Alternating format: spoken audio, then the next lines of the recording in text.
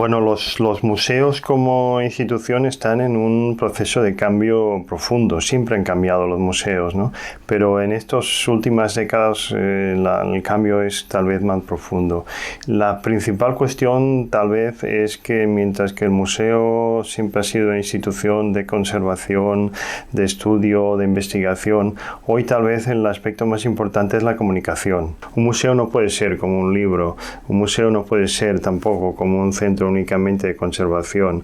Esto lo mantiene, pero hoy el énfasis principal es hacer llegar al público unos mensajes, unos contenidos, y en ese sentido se convierten como una estructura comunicativa más, como un medio de comunicación como otros. El patrimonio tiene un valor documental importante, forma parte de la historia y la cultura de la zona y nos sirve como un elemento de comunicación entre el museo, el ecomuseo y la propia población local, ¿no? El museo, desde la renovación museológica que significó en los años 70 lo que se llamaba la nueva museología, ha buscado como énfasis el convertir el espectador en usuario y el convertirlo de alguna manera en un elemento de interacción, de comunicación.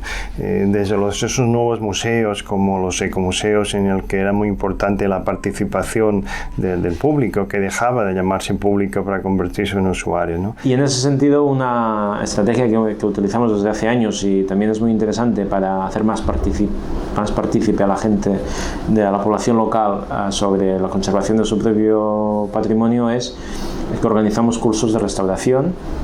Hacemos que la gente de la zona traiga sus objetos históricos de casa, piezas etnográficas, y traemos un restaurador profesional con el que trabajamos estas piezas y ayudamos a generar unos criterios base para poderlas recuperar y que muchas de estas piezas salgan del olvido o se recuperen para poderlas volver a utilizar. Pero hay una cuestión muy importante, ¿no? Y es que el público también está cambiando. El público ve en su casa reportajes de historia, reportajes de ciencias naturales, pues lo puede ver en sus tablets, en sus ordenadores, contenidos que antes debía ir al museo. Entonces el museo de alguna manera tiene que adaptarse a estos nuevos públicos que ven y que buscan experiencias distintas de las que se pueden ofrecer en su vida cotidiana. Por ejemplo, a través de cualquier aplicación de tablet o ordenador es posible ver los contenidos de una exposición de alguna manera, ¿no? Pero no solo eso, ¿no? Sino que también están presentes muchos elementos multimedia en los propios museos. ¿Para qué nos sirve la tecnología en los museos y en los discursos museográficos?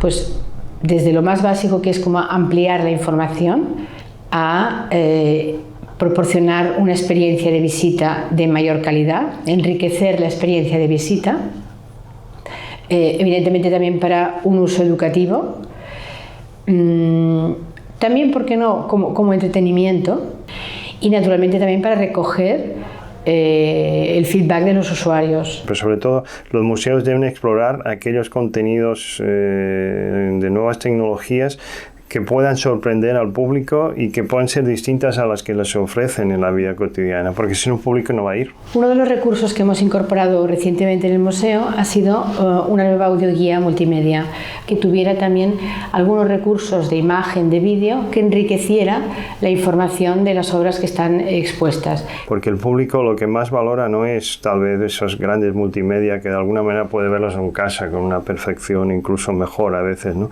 Sino que es valorar lo que se ha venido a llamar el espíritu del lugar, ¿no? Descubrir esos elementos que son tan característicos, que es esa interacción con la cercanía del objeto, con la propia colección, etc. La posibilidad de que los usuarios participen, generen contenidos, tengan voz propia, está transformando totalmente cómo nos comunicamos, cómo recibimos la información, cómo la generamos, cómo contactamos.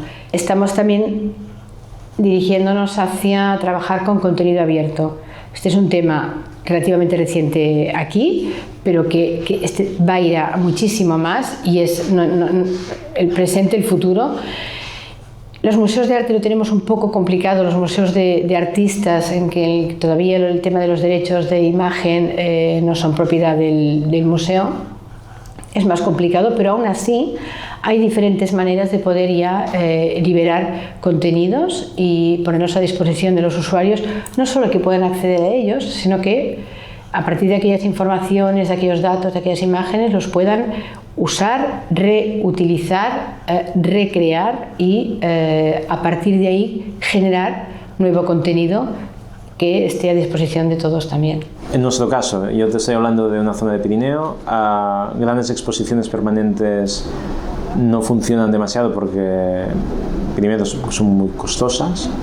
En cambio, hemos visto que una de las opciones más interesantes son las exposiciones temporales, pensando en un formato que sea perfectamente itinerante y que puedas montar un circuito de exposiciones temporales que puedan ir por diferentes pueblos y diferentes zonas. De hecho, en estos últimos años todas las producciones expográficas que hemos ido haciendo y expositivas han sido en formato itinerante, porque las rentabilizas muchísimo. Por lo tanto, un museo del siglo XXI debe ser sobre todo un elemento de comunicación y un elemento en que la exposición temporal se convierte en su principal instrumento de comunicación junto con las actividades, sus dinámicas, etcétera, etcétera. Si bien tenemos un espacio de exposición permanente, nos gusta más la dimensión que nos da las exposiciones temporales, que tenemos varias salas, en las cuales constantemente al año pasan 10 exposiciones diferentes. Con eso es la excusa para que mucha gente vuelva al museo a ver una nueva exposición. Los museos en general son bien valorados y se convierten en elementos incluso de referencia de un país, de una nación, de una ciudad. De ahí esa complejidad que tiene la institución museal y de ahí la complejidad que también alcanza en nuestra sociedad actual.